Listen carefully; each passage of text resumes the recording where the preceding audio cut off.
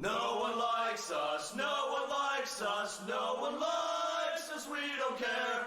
We're from Philly, filthy Philly, no one likes us, we don't care. Back in the secret Center City Studios. I'm the capo. He's the prez. And this is Sons of Ben. The pod. Adam, Devin, and everyone out there, welcome back to Sons of Ben the pod. This is a good one. All right? This is a good one for many reasons, Adam. Please. One, this is episode Jason the Bodyguard Peters.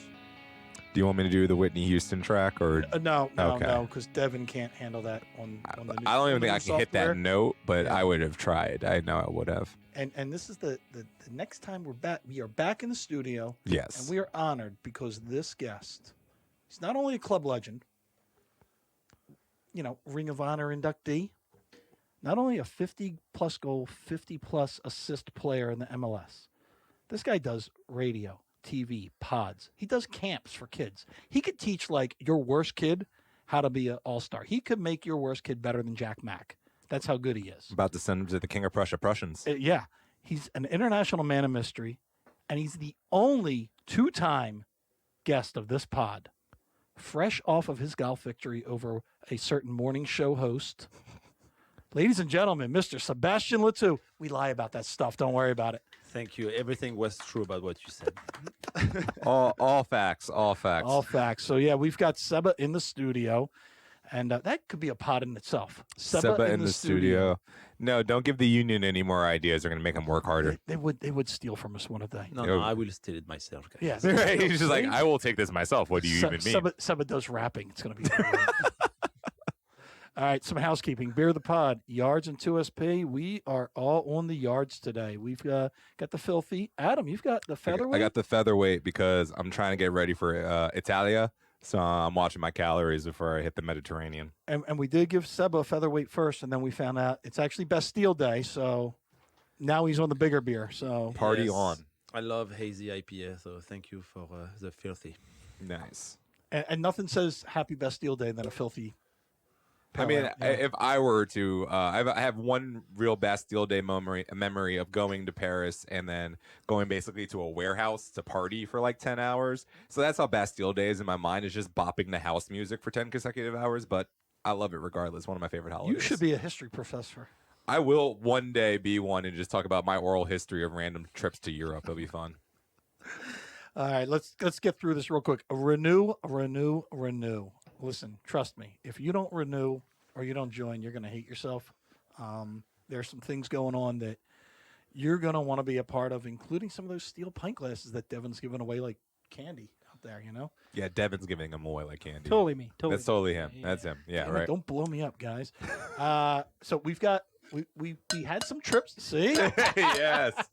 Devin gave that to him, I swear. Yes, Devin gave that to him. If Subaru's listening, Devin gave it. He's a club legend. I have no idea why I have more of these for some reason. Remember, we've got trips. Listen, we have Nashville. We had Nashville. Yeah, that was the thing that happened. Oh, that happened. And here's why I'm saying this. Because right now, Devin's going to do some editing magic because there was presidential log from the trip. There's a couple segments. God. So hang on, Devin.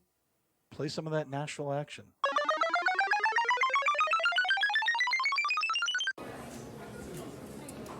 President's Log, July 4th, number 2. Devin, I hope you can hear this. I hope it's really shitty for you to edit because we are in a place called Biscuit Love, nursing a hangover. Two things. We are in the Gulch. Adam's ass would fit in perfectly here because it was like walking through Wayne, Pennsylvania into King frickin' Prussia. That's how bougie the Gulch is. So Adam would be here with his vineyard vines fitting in like a mofo. But I will say there is one downside to traveling to Tennessee. You cannot get alcohol on a Sunday before 10 a.m. So this is a tip for next year.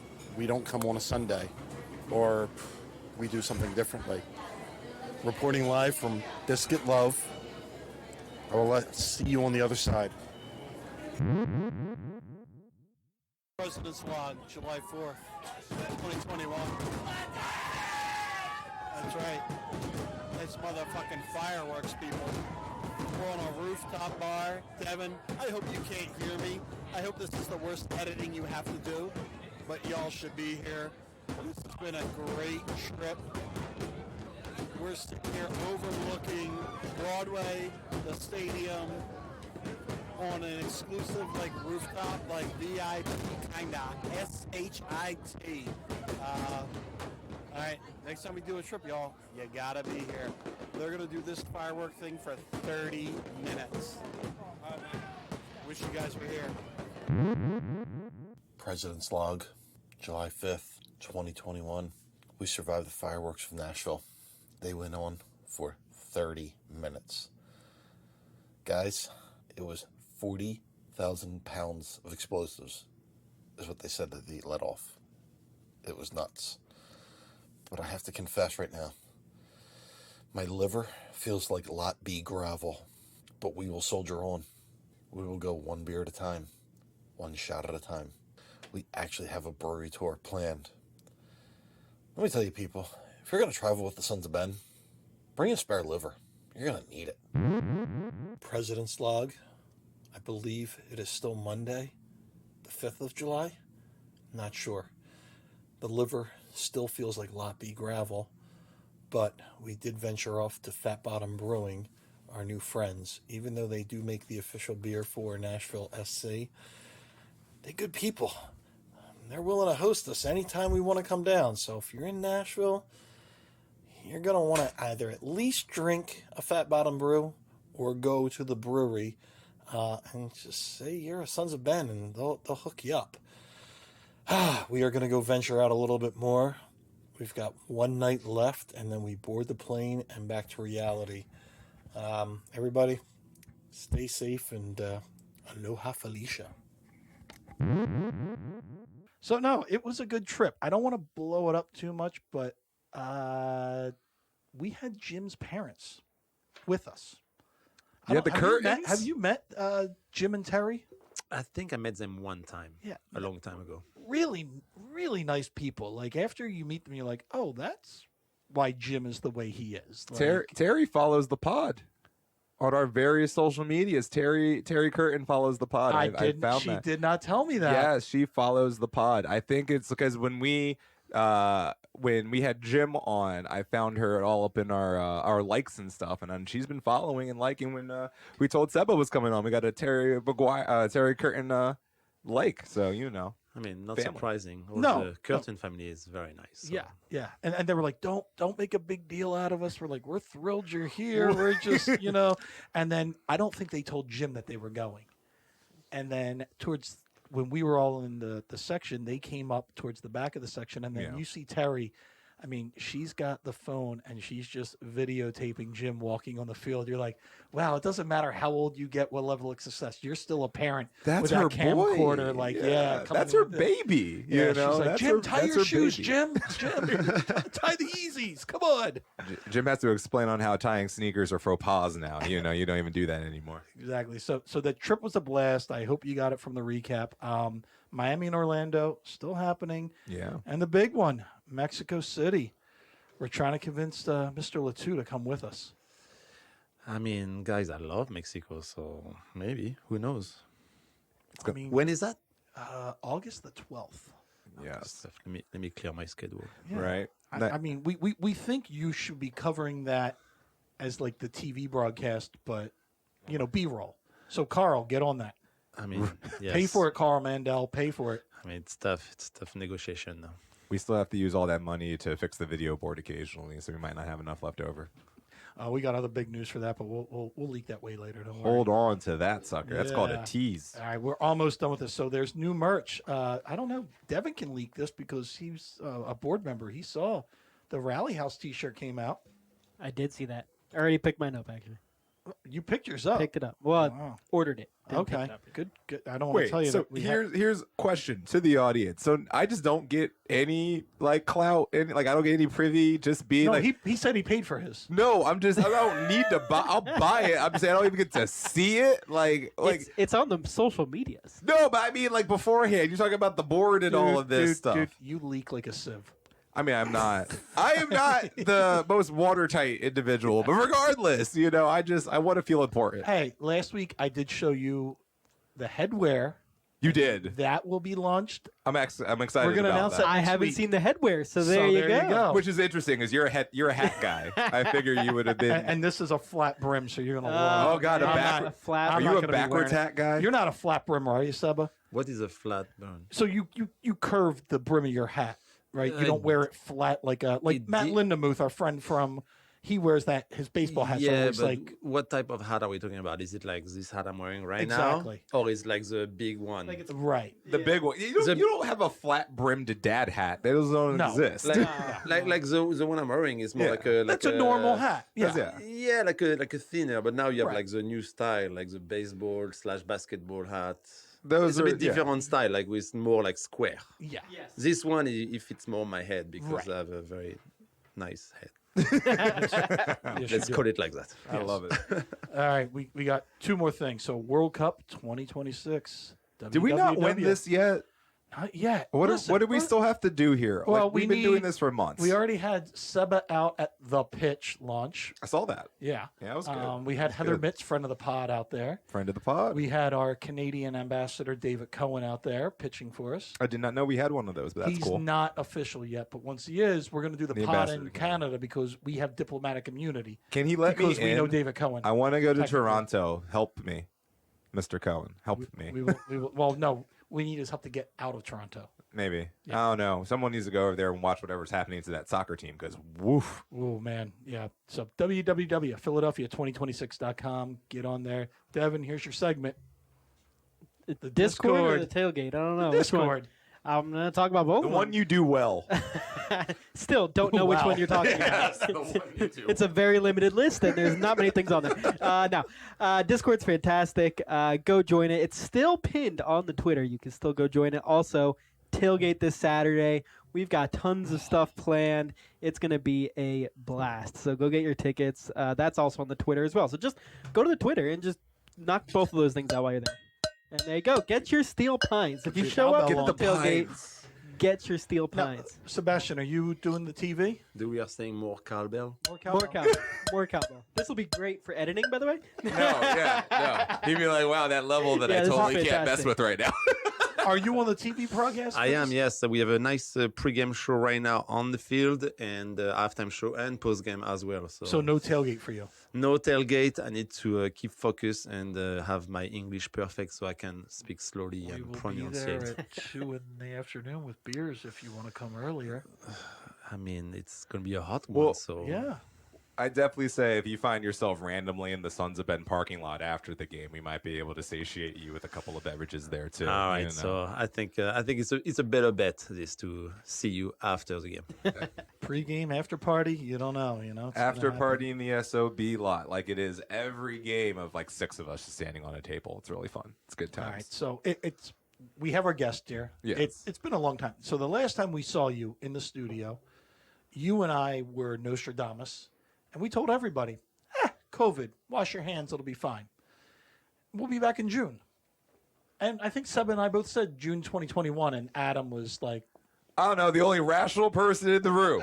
I don't want to put if we could. I don't know if even Devin can go that far back into the archives and pull up the audio, but I want audio of me being the one saying this is a problem and we should take it seriously, while everyone's just like, give me 3 weeks. I still think we were right. I've never been wrong. So Fair enough. I'll take my L and keep it moving. So during these last 6 weeks, what have you been up to? I mean, like pretty much everybody, looking every day what's happening and when can we get back here and talk about soccer. So, yeah, it's been tough, but just happy to be back now. Yeah, and with you being back, now the whole TV thing kind of blew up because Tommy's gone, Danny's in, you're in. How has that been so far? I mean, for me, it's been Shane and Williams. Well, I was gonna let him bring up Shannon. Come on, Shannon's new. So Shannon is very new, it's been for us. It's been looking great. I mean, it's been good. It's just nice to see Danny, kind of like different experience, having him, being doing the game, before for, in England, and now, being in NBC, we saw him during all COVID during the English game. He's a very nice guy, he loves kind of being here, following the team. It's crazy. Sometimes we always talk about the game, and he give me like little stats of people. I'm like, how do you know that? Since when are you watching, the game? But he's been great. It's nice kind of like to work with him, and now Shannon joining sometimes with the crew. It's kind of nice because now I'm kind of like an old guy on TV. It's kind of like I have experience, so I kind of know, and I kind of tell him, listen, this is going to happen. You have a producer in your ear. It's kind of weird sometimes because you cannot really hear anything. Sometimes you're in the stadium and the music is blasting, and the producer tell you, hey, you have like 10 seconds to answer, and you're like, oh shit, so it's kind of something you learn. You can't say shit. No, you cannot say that, but it's kind of happened sometimes for the first time when I was doing it. And Shannon, like when he was doing his first game, he was like, oh yeah, it's very different. I'm like, yeah, imagine when English is not your first language. But it's kind of like nice to see him, kind of like having sometime him and me with Dave. It's more a discussion type like we are doing right now, kind of like more relaxed, and we both know the team very well. We know kind of like how everybody play. We love the team, and we want the team to win because we are kind of like older player, but at the same time fans like you guys, and we kind of like shit, when there's a mistake we always are mad about it, but we cannot say like our deeper insight. But no, it's been great, and having now the fans back, it's just so different than last year when we were doing the game, but it was nobody in the stadium. It was kind of like a bit sad, I have to say. Like I feel bad for the players because it's not the same when the thing doesn't go well and you don't have any fans to help you to come back. I think now it's just nice to get back to normal and have everybody in the stadium. Now, does Shannon ever say during a throw and go, I would have crushed that? I don't think so. No, I didn't hear that, but maybe he's thinking deeply. But no, he doesn't. It was like a special thing, I always want to do that for charity, where Shannon Williams will be on the sideline and he puts a throw in, and then you mark it like a shot putter, and then you got to come in for $5-10 and see if you can beat it. And then we donate the money to charity. He ruined me on that. I thought every team had one dude who just threw it 47 yards from the foul. Like I just assumed like everyone had a dude, and like then we didn't have a Shannon Williams, and I was like, so what happened to our throw-in culture as like a whole? Like we don't even have a chant anymore for like throw-ins changed the minute he left the roster. No, but true story, I was kind of throwing as far as him, but we are playing on the same side, so we just need one guy, and just let him do it. That's nice of you to let Shannon have that. Yeah, I know. That's nice. I mean, I was more better in the box, in case I can get the ball. But yeah, no. It's called leadership, right? That's I'm kidding. I was terrible. Oh, Shannon Williams on line one. All right, now speaking of a dark time in your life, we were talking about it before. You did have to play for Red Bull. And we say that because we know poor Brendan Aronson's got to play for Red Bull over in Austria. But that 2011, 2012 team, that roster was just packed. What was that locker room like? It was very different than the locker room of the Union, for sure. It was a little different than the Vancouver one. I just, been for a couple of months. But, yeah, it just kind of like the news when I heard, oh, you're going to play for the Red Bulls. The first thought was, okay, I'm going to play with Thierry Henry. As a French guy, I was like, okay, it's be cool. That's cool. But the second thought was like, oh shit, everybody in Philly is going to like hate me. It was kind of like this. But I was like, okay, but I guess I have no say, so I have to. It's you might be the only Red Bull player we never booed. Yeah, that was very nice of you guys. It was a very we'd see you and go, golf clap. Like it was just like, oh, you can't cheer, but you can't like it was uncomfortable for us in the stands. Like we want you to do good, like a la, we'll get into this game, a la CJ Sapong in Nashville. Yeah, no, I remember. My God, I want everyone to do good, but not now. Not 2 minutes into the game. No, and I remember when Seba left, and he just looked like, I don't want to go, and like that. I think resonated with a lot of us. We were like, oh, it's not like a lot of times you'd be like, man, homeboy signed with our rivals. Like, he Right. left the team, had free agency, and then decided to sign with the team up the street. And he's just like, no, I got traded, and it wasn't me, and I didn't want to go. And like that, I think resonated with us to be like, no, he's fine. Any other Union player who goes over to Red Bull probably will never get that. I can tell you that now. Yeah, without a doubt. So, we did have Danny on the pod. Do you guys get to spend a lot of time together, or because I know he's like buried deep in South Jersey with the wife and the kids and that kind of stuff? But is it just mostly because he is? I would love to sit in a room with you two, just listening to X's and O's and. Soccer talk, it's no. The only time like we spend right now, it's just kind of like before the game, talking about what's going to happen and the game before and stuff like that. But he's a very busy man. I think he has a lot on his plate, to do. Yeah. He's been, in a kind of part of like being a broadcaster for a long time, so he's pretty busy. But no, nothing right now. But he told me he live like a little bit outside of right across the Commodore Bridge, like 20 minutes away. He told me like he loves it. Him and his wife and his kids are very happy. And so the first thing I told him is like the first time I saw him, he's driving a pickup truck. And I was like, okay, Englishman. Welcome to America. America, it's like F-150 you got over here real quick. I know. It was like, I love this. It's amazing. I'm like, I understand. That is so funny because I've got a good friend that is in England, and his dream car, he lives in London, and now outside near Caversham. Caversham. And his dream car was the Dodge like Ram big one. He goes, I would love to have one of those. I go, you couldn't drive it in England. It would pass no emissions test. It would be like you couldn't get it down a road. You couldn't park it anywhere. Yeah. Like when I go back to my girlfriend's house, like I have a Jeep Compass. And I'll go back to Palermo. I'm like, I can't park this anywhere in this city. Like, legitimately, everything is a Fiat because if it wasn't, you would have no room to do anything. So, every time a lot of Europeans come over, they're like, I want the big one because I was never allowed to have the big one. Oh, man. No, but to come back on Danny, it's great to kind of know his insight too about the game, how he played in England and, what he lived in his career and everything. And kind of just to hear an insight because he was more a defender, Yeah. So sometimes what he sees, and I see differently because I'm more offensive player too. But it's just great, to just talk about the game with him and, kind of get more stuff about how you see sometimes some opportunity or what people kind of think, at his position as a defender. And the audience, because this is an audio thing, not a visual. Yes. Sébastien saying, I would score on him. No problem. Would take the Manchester United product to the woodshed. That's what he would be doing. Danny, I never say that if you're listening. I think we've got some one-on-one games going on now. This will be great. No, that's the next step. We just have the old school competitions from like the MLS All-Star game back. Yeah. Now, speaking of games, we had some games. There's a lot of soccer. A lot of soccer happening. We went from nothing to, oh my God. So we briefly discussed Nash Vegas. Now you discussed.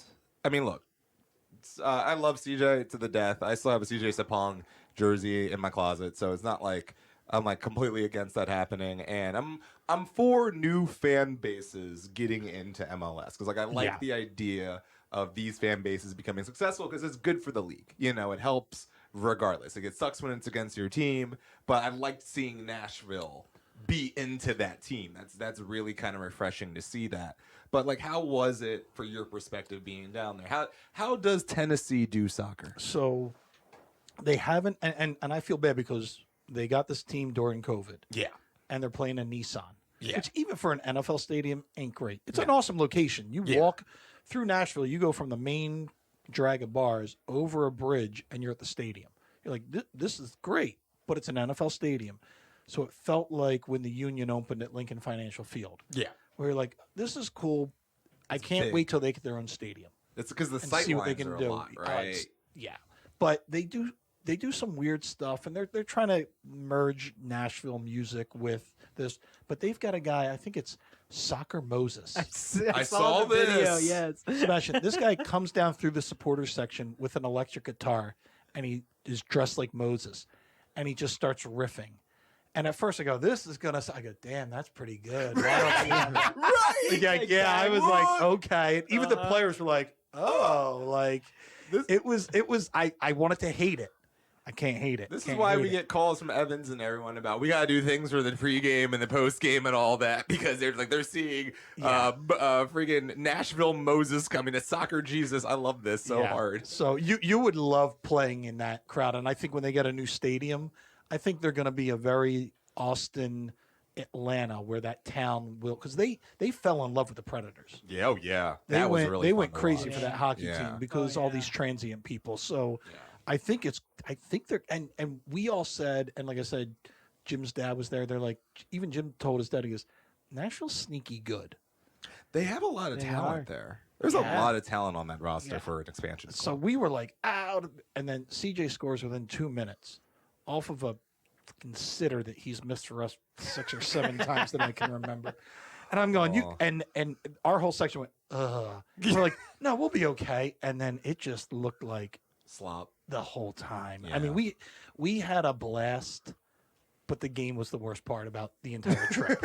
that was the worst part about it. You're like, and then we even found out like the players because of COVID, they left. They came in that morning. Immediately just took They off. flew in that morning. Yeah. And flew out. I go, we flew in that morning, and I was tired. Yeah. So I couldn't even imagine. Like that was some crap. Like I was because we're like maybe they're around for 4th of July. We've got a rooftop bar like we talked about We're earlier. like absolutely We're like, come on. not. No, Ali Bedoya's like nope, not hanging out with you South people. immediately. Yeah, They didn't decide to leave that night until Matt reached out to them. And they were just like, Hey, are you guys, guys we gotta get. He's gonna come looking for us as a whole. Nashville's not that big. they were like we're not partying with Mr. Curtin. No, he's going to be headbutting people. Right? Oh no! I mean, so in contrast to your Nashville experience, I would love to talk about my Red Bull experience. I would love to hear that because we did go up to Red Bull. Now there's something that was maybe Seba can help us with this. There was something that was common in both those games. I think in Nashville, Jameer saw a yellow. Jamiro did see a yellow, yes. How was Red Bull? And then tell us how Jameer saw a Jamiro also saw a yellow. No, so Red Bull, I mean, because I'm not the person who always does like the far trips, I'll do the DC Uniteds, the NYC, I'll do Red Bull until I fall off. So everyone's just like, all right, Adam's got it. So we'll just kind of leave him and everyone else. So first off, shout out to Molly for holding down the trip. She did a fantastic job bringing all those hooligans. And I got to say, a lot of first-timers, a lot of newcomers came with us up to Red Bull. So I was actually having to teach some chants like mid-game.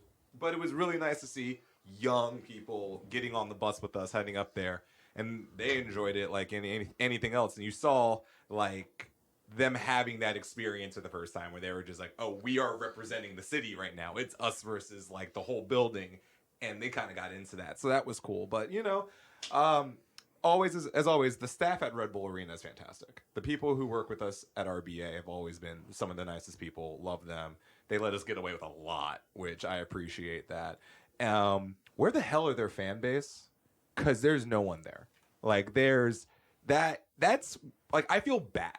Like, and not even like I'm making fun of them kind of way. I'm like, I'm genuinely concerned what happens in New York Red Bull because I don't know what's going on. They were sort of.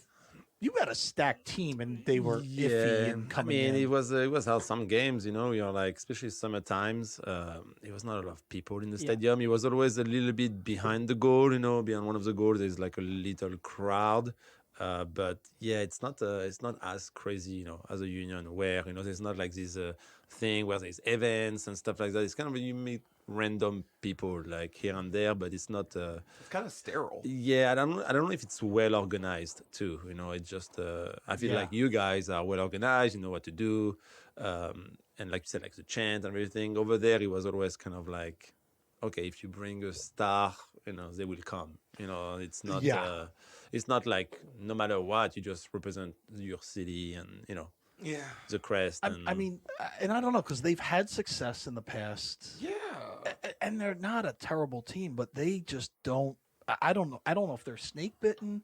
I don't know if it's just so many years without a cup. I don't know what it is, but like, I mean, they're not sexy right now. Like, there's no. Like, if I'm a Red Bull fan, there's not much that I'm really excited about. Like, we're about to lose Clark in a season. Yeah. Like, that was the one thing that we kind of had going for us. Like, if I'm Red Bull, I'm feeling a certain type of way about this franchise, and I'm like, so we're not only going to let New York City Football Club use our facilities, but we're going to let them be better than us. That seems like a double whammy to the fan base, you know?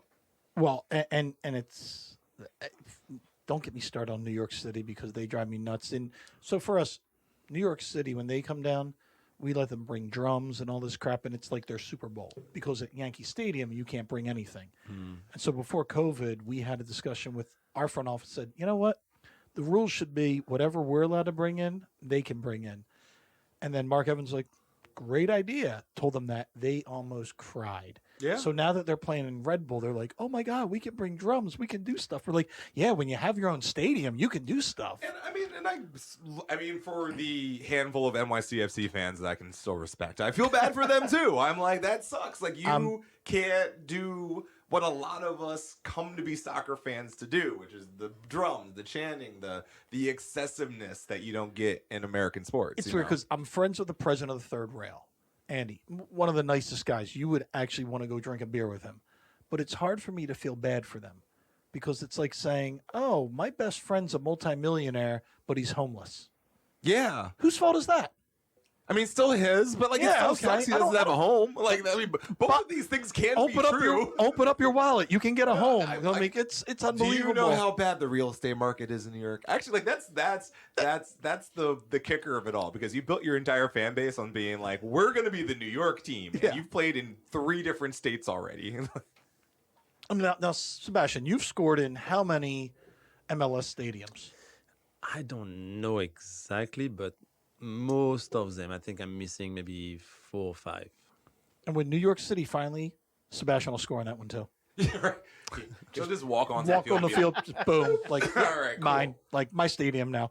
No, I would, you know what the thing is, I would be, because now you see with the new stadiums with like Columbus and down with Austin and all these ones, and you have to believe if they ever got a stadium together, it would be some like just this belligerently magnificent kind of palace that they would build. Like, you know, it'd be something ridiculous. I think they might screw it up, and it would look like Madison Square No, Garden. it would look like SoFi. Like, it would look unnecessary, but you know they would be trying so hard. Oh, they would definitely try so hard.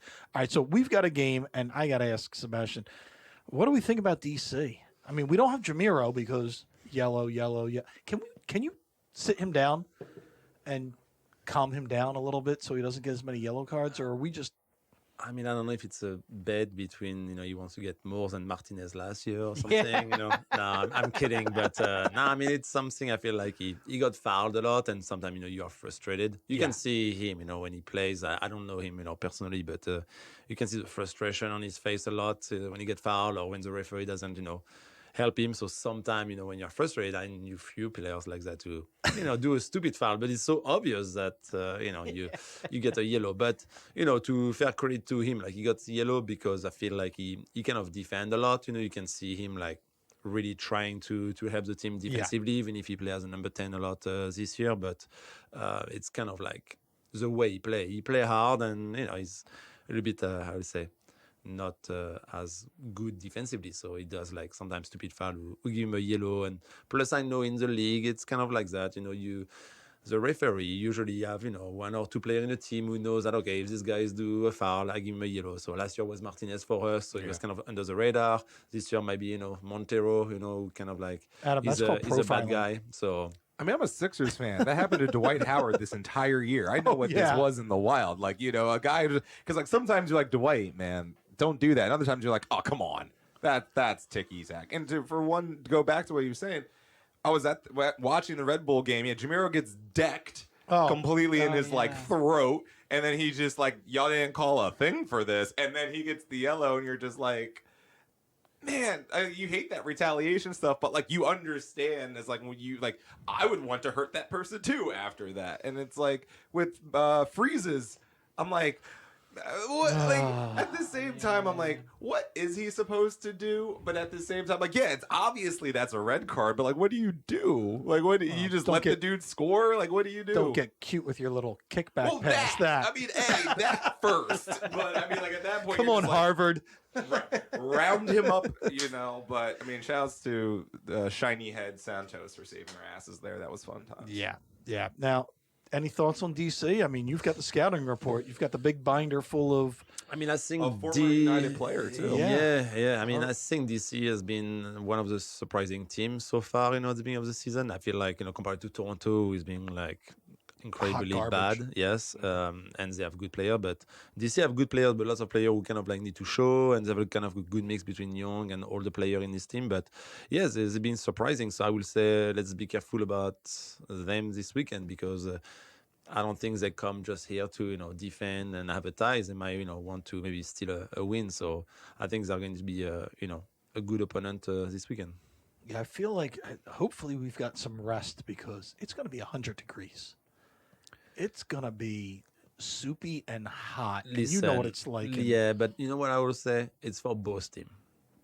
It's not just to be for the Union, it's to be for DC too. So at the end of the day, it's who wants it more. I know it's going to be hard. I know it's going to be, tough sometimes, but you are here, guys, behind them when they need energy. And it's how I felt when I play, and I play in 100 and something degrees with you. And I keep running, you kind of find the extra energy, even if, yes, they didn't have a lot of rest.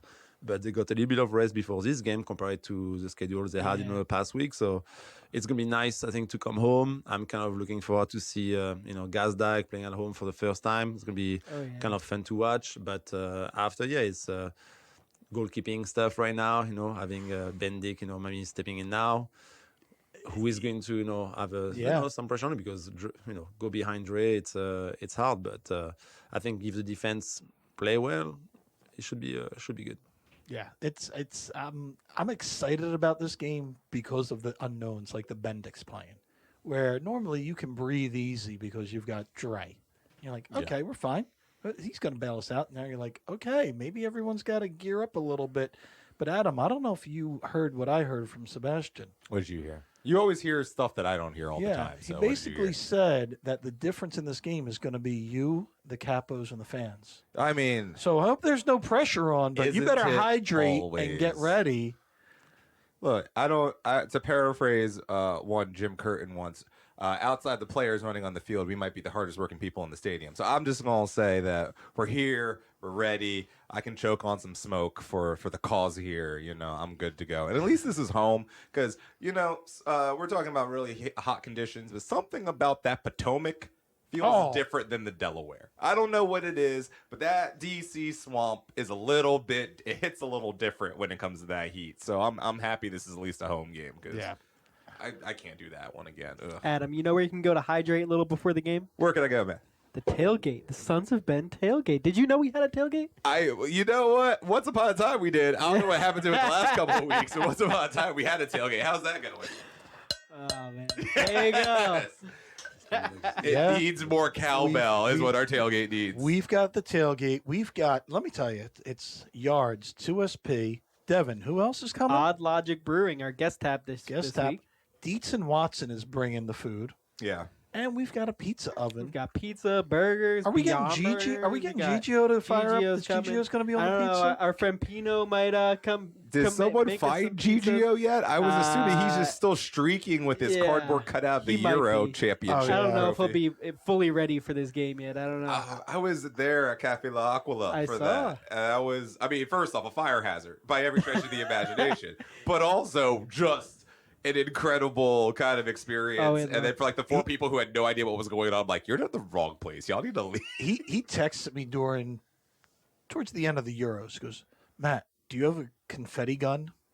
No. Several. Yeah.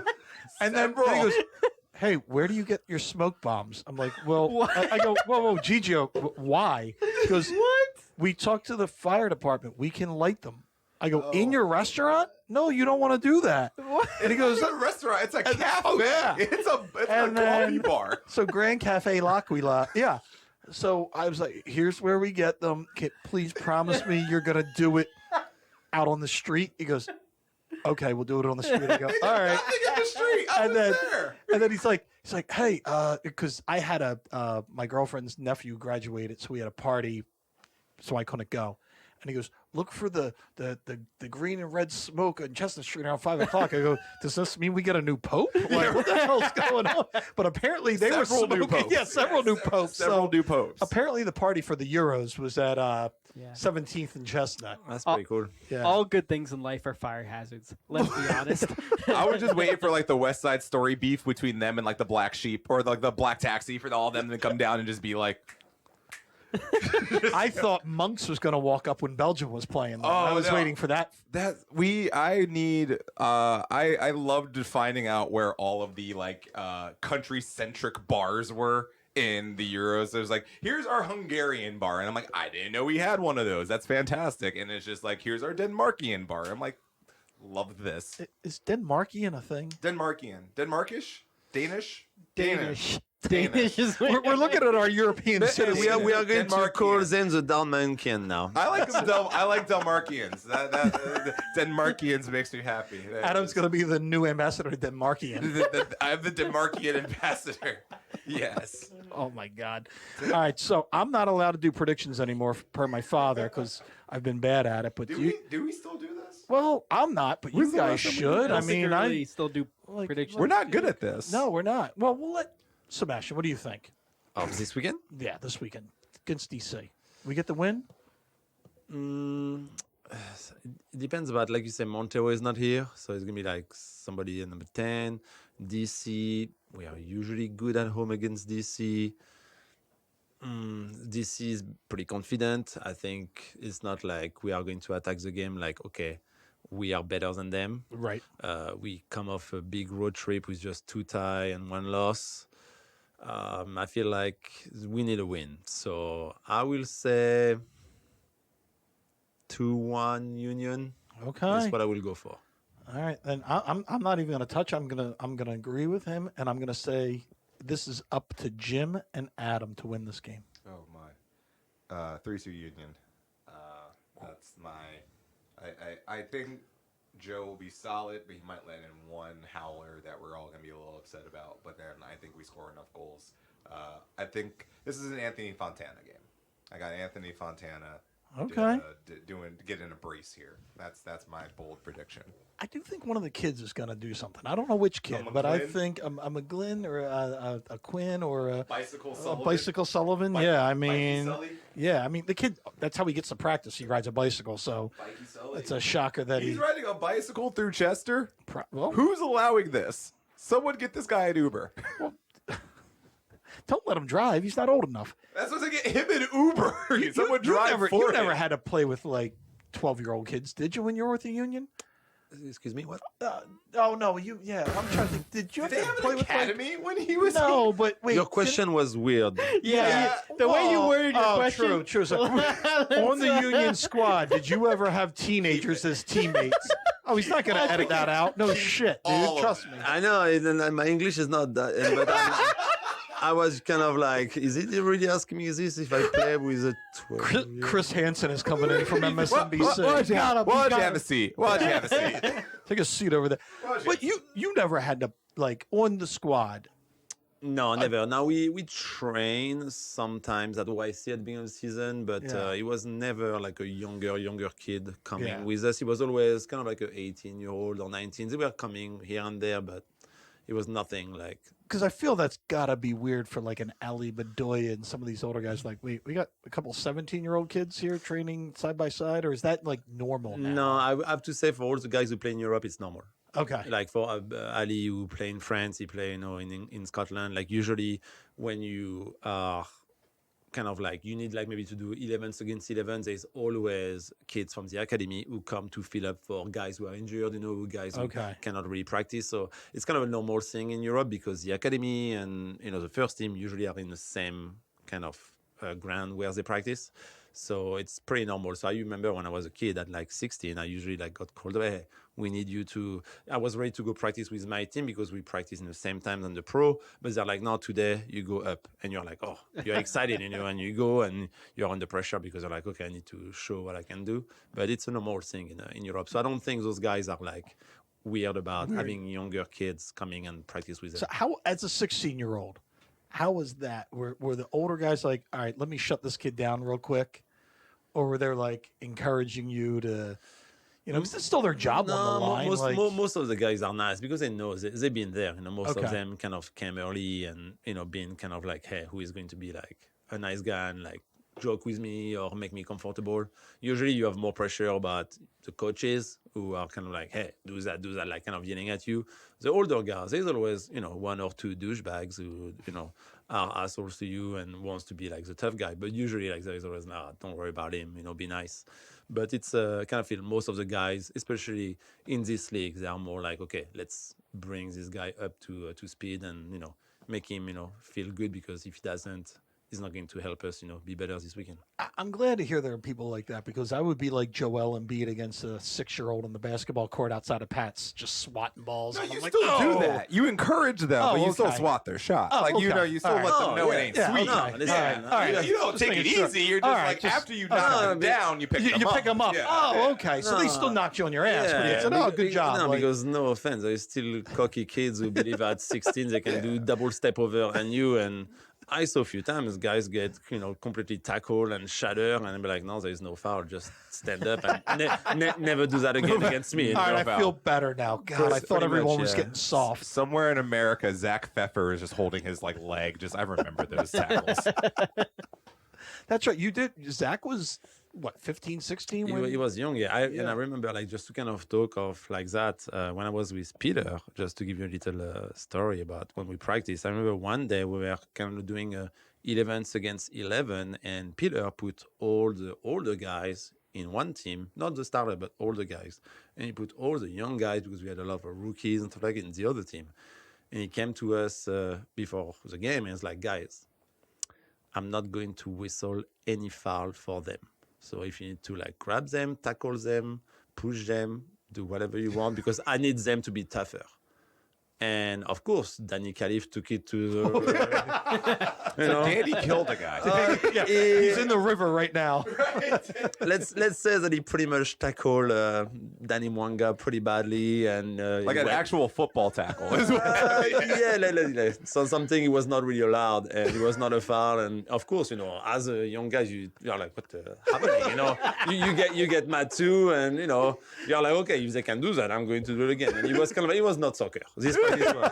Let's say this one. It was not soccer, and I was like, oh my god, what's happening? But yeah, it's how like Peter wanted to make them tougher, but it didn't turn out to be pretty good. Peter Novak invented Fight Club. We just don't talk about Fight Club. I need images of the Union's rugby practices, because these sound like fantastic. This sounds like that Jimmy Butler practice where he just played everyone who was a scrub versus the starters and said, I'm not even shooting. I want everybody else to realize that this was in a public park in Chester too. This wasn't. We didn't have a training facility. Yeah. This is really like they were like in a gravel lot. behind Chester High. No, it was at Chester Park. So we stay in Chester. It was a field, but it was not. It wasn't lot B gravel. They were in the city. That was as far as it went. All right, I know, Devin, you want to wrap it up soon, so we will get there. Remember, the Shield merchandise is going to be on the plaza. So because we won the Shield and the Shield's part of the Sons of Ben and ISC, we produce the merchandise. So we have a little kiosk by the Sons of Ben section, and 50% of it goes to the Union Foundation, and they're putting all those dollars towards the Chester program. So get out there, get your Shield merch. Shout out to John Light. Yeah, John Light, Molly's helping out, Bross, everybody, but it's a village. But yeah, there's a lot of cool stuff, and we will have a really cool item in August, so get ready for that. I'm going to break a little news, and it kind of was leaked out, but no major Philly sports union soccer thing has really picked up on this. But Wrexham, yeah, ain't going to happen. That's actually really disappointing. I'm not gonna lie. That was really cool. It really is. So I'm sure Rob they're and Ryan were thinking they kind of leaked it when they shouldn't have, that they were coming. And there's some protocols in Europe about this thing called COVID. Yeah, which I don't know anything about it. I mean, it'd be fine. I've heard bad things. Yeah. So, but here's the thing that nobody really knew: they were going to bring Imagine Dragons to play a concert at the stadium. Wait, I heard that was the wild card where I was just like, was there a connection here that I am missing? Is Imagine Dragons friends with Rob McElroy? Like, what is that? Okay, there it is. That was, all right, cool. Yeah, I was very curious about that. They were going to play a concert either the night before or before the game or after, but this thing was going to be a real circus of. Did anyone want that? Like, was anyone asking for that? You know what? People would still go. If they want to come, let them come. Yeah, I mean, if you build it, they will come. I mean, What's Imagine Dragons? I What were their thoughts on this? They were just like, yeah, sure, we'll show up to Chester. they probably haven't played anywhere in public in a year and a half. They're probably like, I'll play at Adam's bar mitzvah. That's fair. That's fair. Yeah, like so. How do you know I had a bar mitzvah? I just figured. Come on now. Everyone in Wayne has one. It tends to be a very common thread. All right, we're gonna wrap this up soon. So, we did have some Euro action. We talked about it briefly, but Adam, you were pulling for England, right? That was fun. No, shout outs to the Italian national team. That was really fun to be to watch, to have Philadelphia's Italian culture come out to its umpteenth degree. I told everyone, my girlfriend, I lost her for 3 hours after the trophy was given out because she and her friends got into a Volkswagen Beetle convertible and then just started driving through South Philadelphia playing the Italian national anthem and other like Italian pop songs from like the 80s with just the flag going. This is why she's sick at home now. But like beforehand, she was just having herself like the most fun time. And like my first experience with the Euros, I was in Paris in 2000. Before you say she's a keeper. Yeah, but, no, I understand this. No, trust me. But I was in Paris for the 2000 Euros and when France won, and to see that happen, because like a World Cup is like you're like World Cup, but like to see that the European Championship is like World Cup light, and it's just to see the amount of enthusiasm that was here, that was in other parts of America, that was back in Italy. It was the Euro is cooler than winning the Gold Cup. I'm just gonna say. I'm gonna go out there. First off, this is our Euros right now. Everyone was just like, the Euros and the Copa America's over. What we're gonna watch? I'm like, the North American version of it? Nope. No one wants to watch Martinique. All right, fine. That's just me. Now, Sebastian, it's a grand French island. Yeah, I love Martinique. Now, being a Frenchman, Yes. you had England and you had Italy. Like, who do you root for? Like an earthquake? Like, you're like, no, I don't want any of this to happen. Like, yeah. It is so hard. But I think just for me as a soccer, I really enjoy how Italy played and, what they did and everything. So beating them in England, not a, very tough, things. They beat a lot of great teams before that too. So I have to say, like, I was kind of like, for the first time, I have to say, when for example, I watched the Spain-Italy game, I'm always kind of like, Spain, I love the play. But I was like, I love Italy better.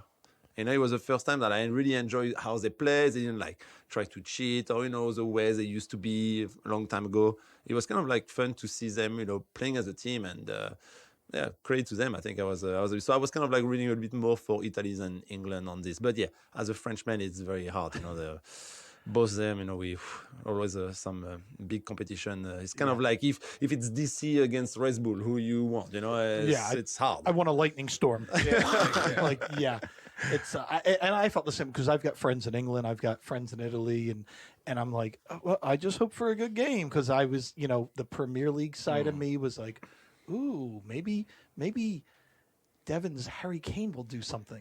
And I'm like, oh, maybe not. Ballon d'Or for Chelsea's Jorginho. I was excited until I watched him hit that penalty. Penalty kick. Yeah. I mean, it was entertaining. I was at my girlfriend's nephew's high school graduation party, and none of them are soccer people. And they were like, "It'll be on, don't worry." So I had it on, and by the end, the entire party was watching. Yeah. And they're like, then you have to explain like the extra time. Why does it go back to 90 minutes? Why are they kicking penalties? Yeah. How did we get here? But everybody's like, I can't wait to see the penalties. You can see people were like penalties, and I'm just sitting there going, those poor guys are not welcome back in England. Like this is gonna be like I don't know. We're not getting into that part of it. Don't. We'll get it. But later. That was so sad. But my God, yeah. But I mean, what a way to. I mean, listen, I understand they lost, but it's what happened to France. 4 years ago, we were at home. We lost against Portugal. It definitely sucked, but you move on. And we got World Cup 2 years after. So I don't think anyone's gonna. Devin, the World Cup is this big event that America's not allowed. I don't think anyone's gonna deface Mbappe's mural anytime soon. It's like he missed one penalty. I'm like, yeah, but he also won a World Cup. I think that evens out, after a while. Yeah, but when we lost against Portugal, everybody was like, "What? How do we lose against Portugal?" Like we were kind of like it was in the bag, and it didn't happen because we are like the best team I think in the tournament. And we are at home, which because is FIFA loves Ronaldo. It's because the French national team can sometimes be a wild card. Yeah, but, you move on. I feel like the fan is kind of like still fresh, but after, it's going to come back. They have a great team, England. They will be, I think, here for the next, 8-10 years with all those players, and it'll be fun to watch. I was happy to see, for a soccer fan, England, Italy. That is like Godzilla versus King Kong.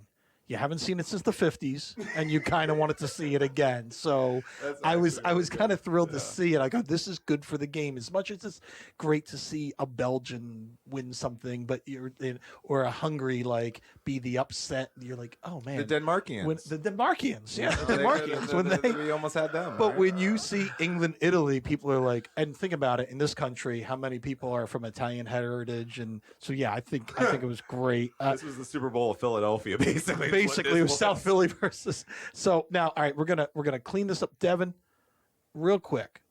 Premier League action. Oh, we're not going to this. Just right. Nope. Giroud's leaving. Your former coach Jose is mad at Tottenham and United, and Seba's squad, Arsenal, is going to be on the next All or Nothing. They're going to be on Amazon. Is that Amazon? It's Amazon Prime, yeah. All or nothing Arsenal. So, I feel like it's a lot of nothing. My only prediction is because of that, Chelsea's going to win all the London derbies because Arsenal's part of All or Nothing. I mean, as long as we can still beat West Ham. I think that might be the toughest one at this point.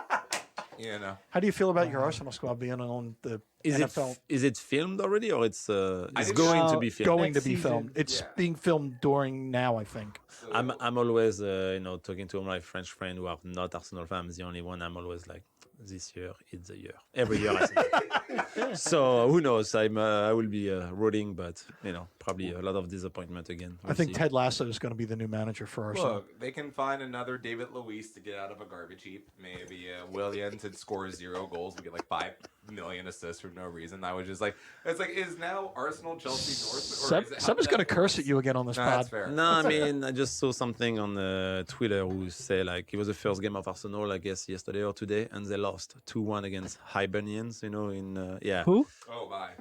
Exactly. Yo. And right now on the Twitter is #Arteta out. So, so maybe Ted Lasso is coming. I don't know. You understand my plight with the Americans losing to Nigeria in basketball. That's where I'm at now. You're just like, what is going on with this? I'm confused. All right, everyone. Seba, thank you so much. My pleasure. Thanks for having me again, guys. The back-to-back champion of In the Studio. Seba in the Studio. Episode number 71, Jason the Bodyguard Peters. This is how you bookmark a pandemic. I don't know if you've noticed this. This is how you book into pandemic. That's right. Is right here. That's right, COVID, suck it. Right. We're done now. COVID's officially over now. And maybe I see you after the game Saturday at the tailgate. If you have one, maybe 2 beer left, I might bring somebody with me. We'll only have 2 left. Maybe Devin's nice. like, I forgot a cooler. It's just kind of here at the I don't know. Devin's in charge. He runs out of stuff sometimes. We'll hide some. Don't worry. We'll hide some. I bring my cups. Perfect.